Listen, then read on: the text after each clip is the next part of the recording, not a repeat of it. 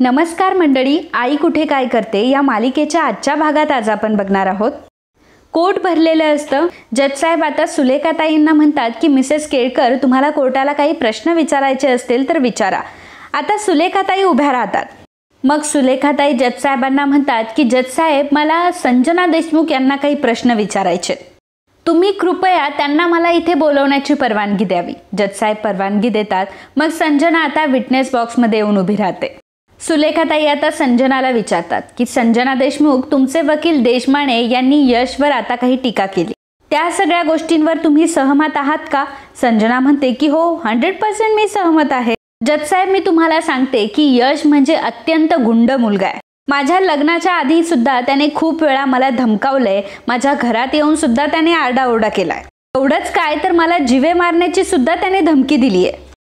संजना आता त्या गोष्टीचा रेफरन्स देत असते जेव्हा ती एका रेस्टॉरंटमध्ये बसलेली असते. त्यावेळी यश तिथे आलेला असतो आणि नेमकं त्यावेळी असं झालेलं असतं, अरुंधतीला संजनाच्या आणि अनिरुद्धच्या नात्याबद्दल कळलं होतं. त्यामुळे अरुंधती पूर्णपणे कोसळून गेली होती आणि अरुंधतीला कोसळताना बघून यश बघू शकत नव्हता. त्यामुळे तो संजनाकडे गेला होता आणि संजनाला तो म्हटला होता की का तू असं करतेयस, का तू माझ्या आईवडिलांच्या मध्ये येतेयस, आता जर तू अति केलं ना तर मी तुझा खून करायला सुद्धा मागे पुढे बघणार नाही. आणि संजना तीच गोष्ट आता कोर्टामध्ये सांगत असते आणि म्हणत असते की मला खरंच खूप भीती वाटते या मुलाची. कधी कधी तर मला असं वाटतं माझ्या जीवाला धोका आहे या मुलापासून. लेखाताई म्हणतात की काय बोलताय, खरं सांगताय? संजना म्हणते की हो, खरंच. जजसाहेब, अहो, माझ्या आणि अरुंधतीच्या लग्नानंतर हा यश आणि त्याची आई अरुंधती यांनी मला खूप जास्त छळलंय. या दोघांनीही मला खूप त्रास दिलाय आणि या सगळ्या गोष्टीला माझा नवरा अनिरुद्ध, त्यानंतर ईशा आणि अभि सुद्धा साक्षीदार आहेत. तर तुम्ही त्यांना विचारू शकता. आणि या मुलाची दादागिरी अजूनही घरात चालू आहे. ती सर्वजण घाबरून असतात त्याला. माझ्यामुळे त्याच्या आईचा डिवोर्स झाला या गोष्टीचा त्याला खूप राग आहे. त्याला फक्त आणि फक्त माझा बदला घ्यायचा आहे. आणि अरुंधती सुद्धा स्वतःच्या मुलाचा वापर करून घेतीये. अरुंधती फक्त आणि फक्त सूट घेण्याचा प्रयत्न करतीये. अहो, एवढंच काय तर या यशने स्वतःच्या वडिलांवर सुद्धा हात उचललाय. तुम्ही विचारा त्याला. आम्ही त्या घरात राहूच नाही असं यशला आणि अरुंधतीला वाटतं. त्यामुळे आम्ही घरात राहू नये म्हणून आम्हाला सतत हाकलून देण्याचे काही ना काहीतरी प्रयत्न ते करत असतात. आता सुद्धा आमच्यावर त्यांनी जी केस केली आहे ते केस करण्याचं कारण सुद्धा हेच आहे. आता सुद्धा त्यांना आम्हाला देशमुखांच्या घरातून आणि देशमुखांच्या प्रॉपर्टीमधून बेदखल करायचंय आणि म्हणून ते हे सगळं करताय. सुलेखाताई म्हणतात की बापरे, खरंच खूप गंभीर आरोप करताय तुम्ही. संजना म्हणते की जज साहेब, मी जे खरं आहे तेच मी तुम्हाला सांगण्याचा प्रयत्न करते. सुलेखाताई म्हणतात की अरे वा, म्हणजे तुम्ही जे नेहमी खरं असतं तेच सांगतात नाही का? त्यावर संजना म्हणते की ॲब्सोल्युटली हे खरं आहे. मग आता सुलेखाताई संजनाला म्हणतात की संजना देशमुख, तुम्हाला आठवतंय का, तुम्ही आधी ज्या कंपनीमध्ये काम करत होता तेथील एका व्यक्तीने तुमच्यासोबत गैरप्रकार करण्याचा प्रयत्न केला होता. आठवते ना तुला ह्या सगळ्या गोष्टी? आणि मग त्यावेळी संजनाला तो प्रकार आठवत असतो. म्हणजे जो बॉस असतो तोच संजनाला म्हणत असतो की संजना, काय आहे ना, कधी कधी मला रिलॅक्स होण्याची खूप गरज आहे. त्यामुळे तूही मला मदत कर आणि तूही माझ्यासाठी कॉम्प्रोमाइज कर. जसं अनिरुद्ध बॉस होता त्यावेळी तू केलंस तसं तू माझ्यासोबत कर. संजनाच्या डोळ्यासमोर आता तो प्रसंग उभा राहिलेला असतो ज्यावेळी हे सगळं घडलेलं असतं. मग सुलेखाताई संजनाला विचारतात की मला सांगा, त्यावेळी तुमच्या मदतीला कोण धावून आलं होतं? संजनाला तो घडलेला प्रकार आठवतो ज्यावेळी संजनाच्या बॉसने संजनासोबत गैरवर्तन करण्याचा प्रयत्न केलेला असतो. त्यावेळी संजना घाबरली होती आणि मग त्यासाठी संजनासोबत तिचं अख्खं कुटुंब उभं होतं. त्यामध्ये अरुंधती आणि यश तर पहिल्या नंबरवर होते. यशने तर त्या बॉसची सगळी व्हिडिओ शूटिंग काढून घेतली होती आणि संजनाला न्याय मिळवून दिला होता. सुलेखाताई संजनाला विचारतात की संजना देशमुख, अहो बोला, नेहमी तुम्ही खरं खरंच सांगता ना आणि खऱ्या गोष्टींवरच बोलता. त्यामुळे आता मला या गोष्टीचं खरं उत्तर द्या. आता तुम्हाला एवढं जड जातंय का नाव घेणं? ठीक आहे, काही हरकत नाही. मी सांगते तुम्हाला, ज्यांना तुम्ही गुंड म्हणताय ना ते यश देशमुख तुमच्या मदतीला धावून आले होते. आणि त्यावेळी फक्त यश देशमुख एकटे नव्हते तर त्यांच्यासोबत त्यांची आई अरुंधती देशमुख सुद्धा होत्या. म्हणजे याचा अर्थ काय होतो की अरुंधती देशमुख आणि यश देशमुख यांच्या मदतीनेच त्यावेळी तुम्ही धडा शिकवू शकला होतात ना त्या माणसाला, आणि तुमच्यासोबत गैरवर्तन केलं होतं, बरोबर की नाही? अहो, म्हणजे ज्या मुलाला तुम्ही गुंड वगैरे म्हणताय तोच मुलगा हिरो बनून तुमच्या मदतीला सुद्धा धावून आला होता की? संजना म्हणते की काय, यामध्ये कुठली हिरोगिरी आहे? कोणत्याही सेन्सिबल मुलाने हेच केलं असतं ना. सुलेखाताई म्हणतात की एक मिनिट, काय म्हणालात तुम्ही आता? मागच्या हप्त्यातील आपली साडीची विनर ठरलेली आहे रेणुका कुलकर्णी आणि त्यांनी त्यांचा आवडता रंग टाकलेला होता बेबी पिंक. त्यामुळे बेबी पिंक कलरची साडी त्यांना लवकरात लवकर दिली जाईल. त्यासाठी खाली एक फॉर्म दिलेला असेल. त्या जर हा व्हिडिओ बघत असेल तर लगेच त्यांनी लवकरात लवकर तो फॉर्म भरावा आणि फॉर्ममध्ये डिटेल फिल करून आम्हाला लवकरात लवकर सबमिट करावा. त्याचप्रमाणे मित्रांनो, पुढच्या हप्त्यात साडी जिंकण्याचा मान आता यावेळी तुम्हालाही भेटलाय. त्यामुळे त्यासाठी तुम्हाला माहीतच आहे काय करायचंय. तुम्हाला आपला व्हिडिओ शेवटपर्यंत बघायचंय, चॅनलला सबस्क्राईब केलेलं असावं, त्यानंतर व्हिडिओला लाईक करायचं आणि कमेंटमध्ये तुमच्या आवडीचा रंग लिहायचा आहे. तर मित्रांनो, वाट कसली बघताय, लगेचच सगळ्या अटी पूर्ण करा आणि साडी जिंकण्याची सुवर्ण संधी हातातून गमावू नका. धन्यवाद. की कुठल्याही सेन्सिबल मुलांनी हेच केलं असतं ना. एवढंच म्हटले मी तेव्हा सुलेखाताई म्हणतात की नाही, म्हणजे याचा अर्थ तुम्ही म्हणताय की यश देशमुख हे सेन्सिबल आहेत. म्हणजे तुम्हाला या गोष्टीची जाणीव आहे की यश देशमुख अविचारी अजिबात नाहीये. ग्रेट. म्हणते की जज साहेब, मला असं अजिबात म्हणायचं नव्हतं. ज्यावेळी माझ्यासोबत ही घटना घडली होती तेव्हा तो एक सोशल इश्यू बनला होता. माझ्या जागी जरी इतर कोणी असती ना तरी इतरांनी तेच केलं असतं. सो यामध्ये ग्रेट म्हणण्यासारखं असं काहीच नव्हतं. तेव्हा सुलेखाताई म्हणतात की हो, परंतु त्यावेळी अरुंधती देशमुख घर सोडून गेल्या होत्या ना. तुमच्यामुळे त्यांच्या आयुष्यात वादळ निर्माण झालं होतं आणि खरंच त्यांच्या मनात तुमच्याबद्दल सूड उगारण्याची अशी काही भावना असती ना तर ते तुमच्या मदतीला कधीच धावून आले नसते. आणि तुम्ही म्हणताय की ते एक नंबरचे गुंड आहे, तर त्यावेळी त्यांनी असा विचार केला असता की तुमच्यावर जेव्हा ही परिस्थिती आली तेव्हा ही परिस्थिती अजून चिघळेल कशी, तुम्हाला या सगळ्या गोष्टीचा त्रास कसा होईल हे सगळं बघितलं असतं त्यांनी. पण त्यावेळी त्यांनी मात्र असं काहीच केलं नाही. त्यांनी असं न करता त्यावेळी अरुंधती आणि त्यांचा मुलगा यश तुमच्यासाठी त्यावेळी धावून आले होते. मग त्यांचे उपकार तुम्ही विसरलात का संजना मॅडम? आता या सगळ्या गोष्टीतून त्यांची नाही तर तुमची वृत्ती दिसून येते की किती कृतज्ञ आहात तुम्ही. मला एक गोष्ट कळत नाही की नक्की कुठल्या कारणासाठी तुम्ही यश देशमुख यांना खुनशी म्हणताय. नाही म्हणजे नक्की त्यांनी केलंय तरी काय? त्यांनी तुमची मदत केली हा त्यांचा गुन्हा झाला का?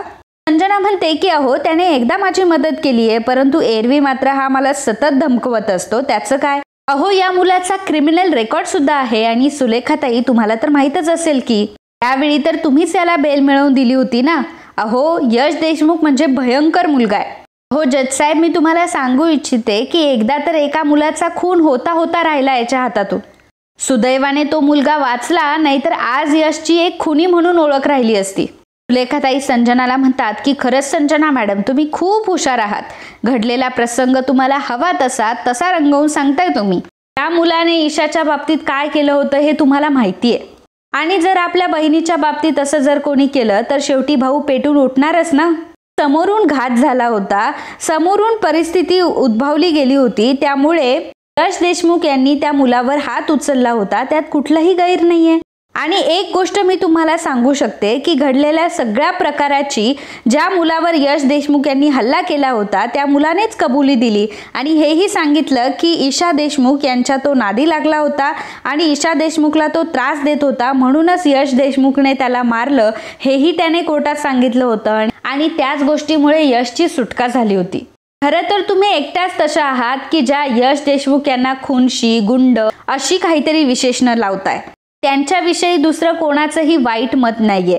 समोरच्याची जशी ऍक्शन असते ना त्याचप्रमाणे रिॲक्शन यश देशमुख देतात आणि त्यात गैर असं काहीच नाहीये. ते चिडके नाहीयेत तर ते हळवे आहेत. आणि तुम्ही मात्र त्या गोष्टी पक्क्या जाणून आहात. ते नक्की काय बोलल्यावर राग येतो हे तुम्हालाही माहिती आहे. त्यामुळे मुद्दामच तुम्ही त्यांना डवसता आणि मग ते बोलून गेले की त्या गोष्टीचा तुम्ही कांगावा करत बसता. तुम्ही त्यांच्या रिॲक्शनचा मोठा इश्यू करता. खरं पाहिले तर यश देशमुख यांचा तुमच्यावर राग नाहीये संजना मॅडम, तुमचा यश देशमुख यांच्यावर राग आहे. आणि याचं कारण फक्त हेच आहे की अनेक वेळा त्याने तुमचं भिंग फोडलंय. खऱ्या अर्थाने इन्सिक्युअर ते नाही तर इन्सिक्युअर तुम्ही आहात. आजही तुमच्या मनामध्ये अनिरुद्ध पुन्हा एकदा अरुंधतीकडे जातो की काय असं तुम्हाला भीती वाटते. तुमचं अनिरुद्ध यांच्यासोबत लग्न झालंय, परंतु तरी सुद्धा तुम्हाला अनिरुद्ध आणि तुमच्या नात्याबद्दल कुठलीही शाश्वती नाहीये. त्यामुळे अनिरुद्ध पुन्हा अरुंधतीकडे जाता की काय अशी तुम्हाला भीती वाटते.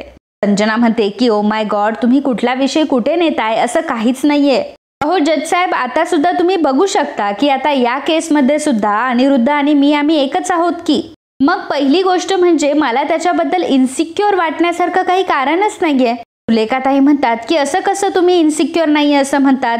अहो, तुमच्या मनात इन्सिक्युरिटी होती म्हणून तर तुम्ही कुकिंग कॉम्पिटिशनमध्ये अरुंधतीला हरवण्यासाठी तुम्ही चिटिंग केलं आणि अरुंधतीच्या डिशमध्ये तुम्ही जास्तीचं मीठ टाकलं. आणि आता ही गोष्ट तुम्ही नाकारू शकत नाही, कारण ही गोष्ट सगळ्या जगासमोर जाहीर झाली आहे.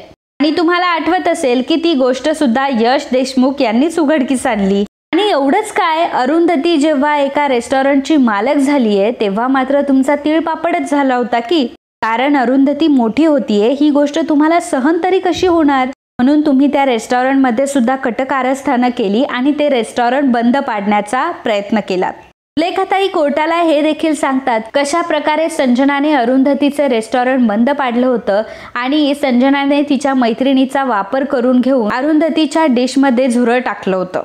आणि जज साहेबांना सांगतात की ती गोष्ट सुद्धा यश देशमुख यांनीच उघडकीस आणली होती.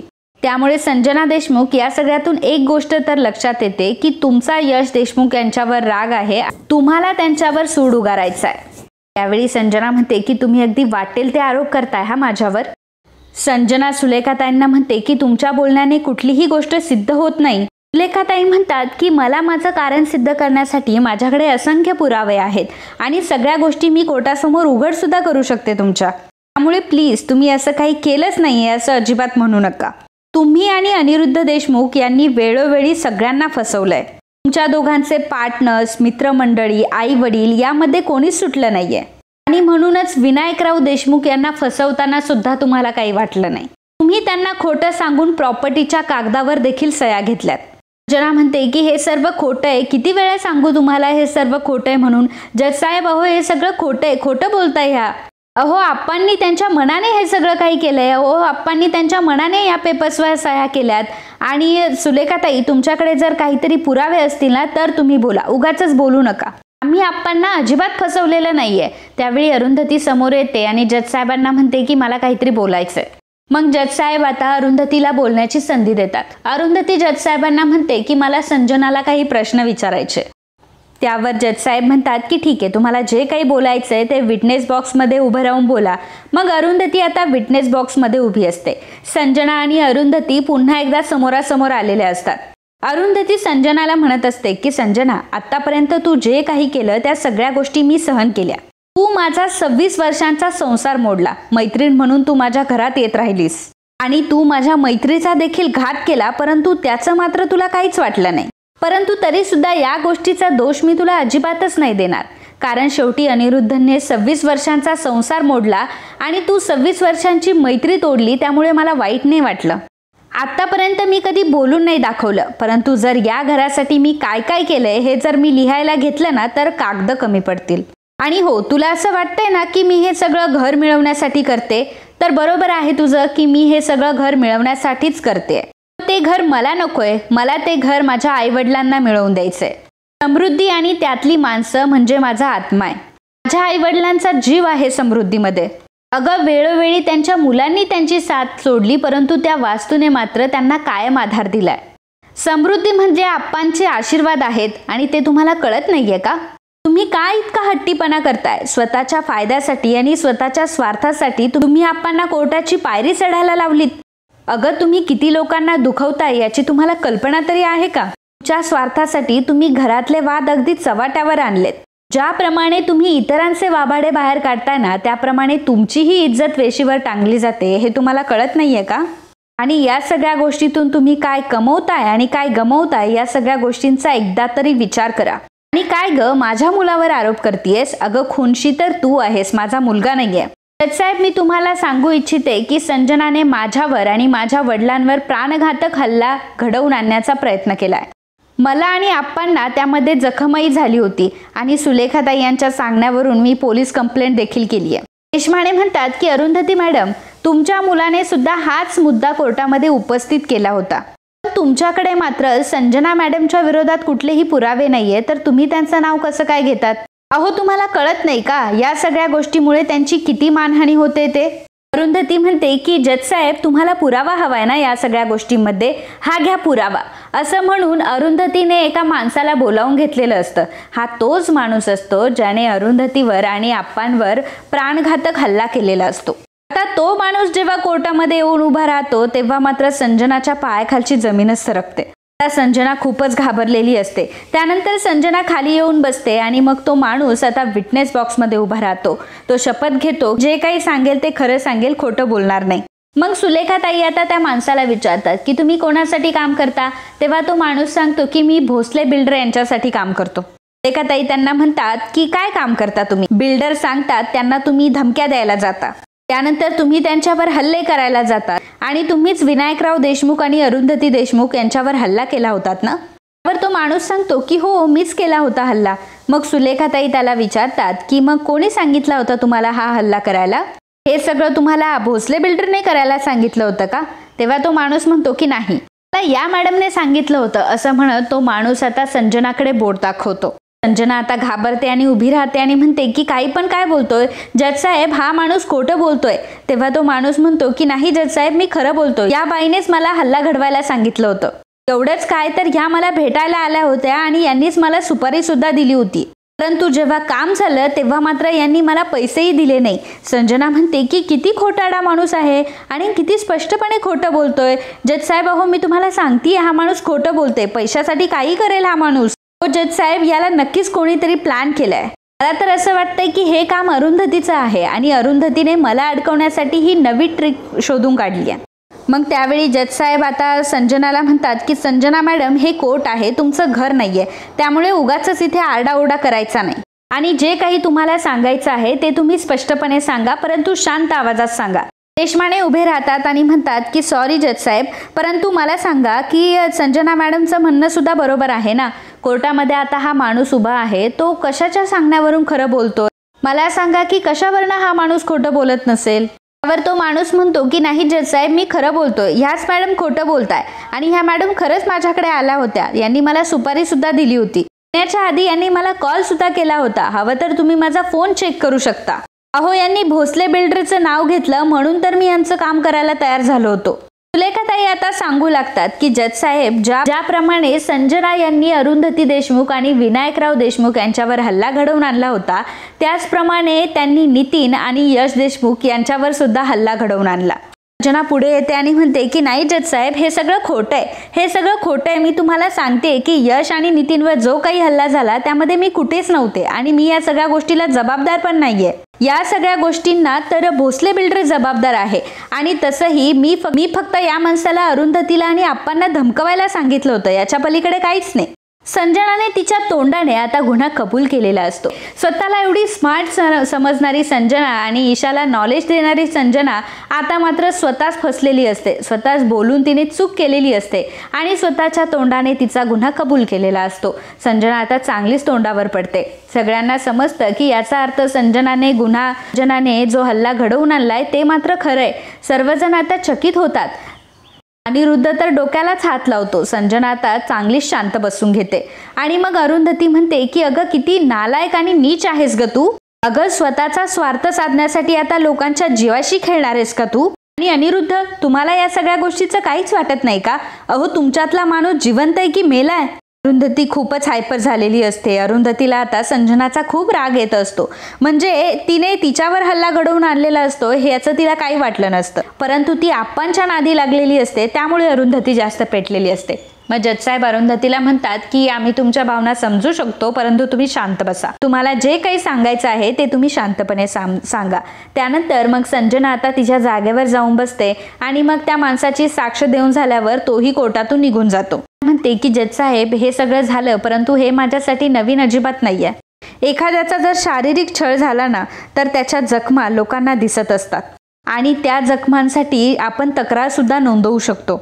पण जर कोणाचा मानसिक छळ होत असेल तर त्या गोष्टीचा पुरावा कसा काय देणार. एक वेळ शरीराचे घाव भरून निघतात, परंतु मनावर झालेले आघात मात्र कधीच भरून निघत नाही आणि ते घाव किती खोल आहेत फक्त हे सहन करणाराच सांगू शकतो. आजूबाजूची माणसं जरा जरी संवेदनशील असली ना तर त्यांना ते जाणवतात सुद्धा, परंतु कोरड्या मनाच्या माणसांना मात्र त्या यातना कधीच कळत नाही. जज साहेब, मी तुम्हाला सांगू इच्छिते की गेल्या 26 वर्षापासून मी ह्या झळा सोसल्यात. माझ्या या सोसलेल्या झळा तुमच्यापर्यंत पोहोचतील का. माझ्या संवेदना तुम्हाला जाणवतील का. आणि म्हणूनच मला न्याय हवाय. सांगा ना जज साहेब, मला कोण न्याय देणार आहे? अरुंधती तिची बाजू आता कोर्टामध्ये मांडत असते. आत्तापर्यंत तिच्यावर किती आघात झाले हे ती कोर्टाला सांगत असते आणि हे सर्व सांगत असताना तिच्या डोळ्यात पाणी असतं. तेव्हा मात्र जज सुद्धा खाली बघतो. आता या गोष्टीवर जजला काय उत्तर द्यावं हेही समजत नसतं. तर मित्रांनो, आजचा हा भाग इथेच संपतो. पुढील भागात आपल्याला बघायला मिळणार आहे अरुंधती विटनेस बॉक्समध्ये उभी राहून सांगत असते की जज साहेब, गेली 26 वर्ष अनिरुद्ध देशमुख हे घरातल्या सगळ्यांना फसवताय. त्यावेळी अनिरुद्ध उभा राहतो आणि म्हणतो की जज साहेब, ही बाई पूर्णपणे खोटं बोलते, मी अजून कोणालाही फसवलेलं नाहीये. त्याच वेळी तिथे आभी येतो आणि म्हणतो की हे सर्व खरंय, मी आणि बाबांनी खोटं बोलून आप्पांच्या पेपर्सवर सह्या घेतल्यात आणि तेही फसवून. हा प्लॅन बाबांचा आणि संजनाचा होता. आभीने या सगळ्या गोष्टीचा खुलासा केलेला असतो आणि आभी आता अरुंधतीच्या बाजूने बोललेला असतो आणि अनिरुद्धच्या विरोधात बोललेला असतो. त्यामुळे आता जज साहेब मोठा निकाल जाहीर करतात. जज साहेब म्हणतात की घडलेल्या परिस्थितीला अनुसरून त्यामुळे अनिरुद्ध देशमुख आणि संजना देशमुख यांना कोर्ट 1 वर्षाच्या कारावासाची शिक्षा भोगायला सांगते. शेवटी सत्याचा विजय हा झालेला असतो. केसचा निकाल हा आप्पांच्या आणि अरुंधतीच्या बाजूने लागलेला असतो आणि ज्यांनी हे सगळं पाप केलेलं असतं, ज्यांनी खोटं बोललेलं असतं, त्यांना मात्र तुरुंगवासाची शिक्षा झालेली असते. आणि मूळ गोष्ट म्हणजे ही केस ज्याच्यामुळे पलटलेली असते तो आभी अरुंधतीच्या बाजूने उभा असतो. आभीने अरुंधतीची साईड घेतलेली असते आणि अनिरुद्धला त्याने भिडकारलेलं असतं आणि अनिरुद्धला त्याने पूर्णपणे झिडकारलेलं असतं. ज्या अनिरुद्धच्या वाईट कामामध्ये त्याने साथ दिलेली असते, आता आभी वेळी सावध झालेला असतो आणि त्याने आता अनिरुद्धवर सूड उगारलेला असतो. तर मित्रांनो, आजच्या या भागाबद्दल तुम्हाला काय वाटतंय? खरंच अनिरुद्ध आणि संजनाला जेल होईल का, की पुन्हा एकदा ही अरुंधती भावनेच्या भरामध्ये त्यांना वाचवायला जाईल? याबद्दल तुम्हाला काय वाटतंय, ते याबद्दलचं तुमचं मत काय आहे हे आम्हाला नक्कीच कळवा. And if you like my video, please do subscribe, share and comment. Thank you.